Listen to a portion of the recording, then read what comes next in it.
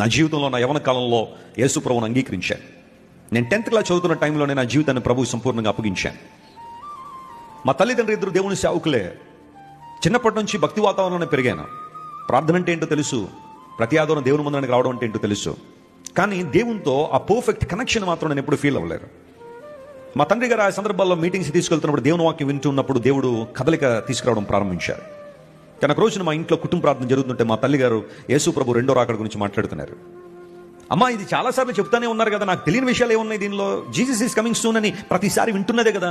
మా తల్లి చాలా స్పష్టంగా యేసు ప్రభు రెండో రాకడ గురించి చెప్పినప్పుడు మొక్కుబడిగా ప్రార్థన చేసి పడుకున్న తర్వాత ఆ రాత్రి నాకు కల వస్తుంది, స్వప్నం. ప్రభు రెండోసారి రావడం, పరిశుద్ధులందరూ ఆయన దగ్గరికి వెళ్ళిపోవడం మధ్యాకాశంలోనికి. నా బట్టలన్నీ కూడా మురికిగా ఉన్నాయి. నేను కూడా ఎగరాలని ప్రయత్నం చేస్తాను కానీ ఎగరలేకపోతున్నాను. చాలా ఉందనుకోండి, కానీ షార్ట్గా చెబుతున్నాను. ఆ ప్రక్రియలో నాకు ఏడుపు వస్తూ ఉంది. నేను కూడా దేవుని దగ్గరికి వెళ్ళాలనే ఆశ నాకు వచ్చి ఏడుస్తుంటే ఆ ఏడుపు నిద్రలోకి వచ్చింది. మా అమ్మగారు ప్రక్కనే ఉన్నారు. నాయన ఏంటి, ఎందుకు ఏడుస్తున్నావు? థ్యాంక్ గాడ్, ఇది కలే కదా, ఇది నిజం కాదు కదా. కల కాబట్టి సరిపోయింది, నిజమైతే నా పరిస్థితి ఏంటి అనుకున్నాను. ఆ రాత్రి నా జీవితాన్ని ప్రభువుకు అప్పగించాను. నా 10th క్లాస్ చదువుతున్న టైంలో ప్రభువుకు అప్పగించిన తర్వాత ప్రార్థన అంటే ఏంటో తెలిసింది, దేవుని వాక్యం అంటే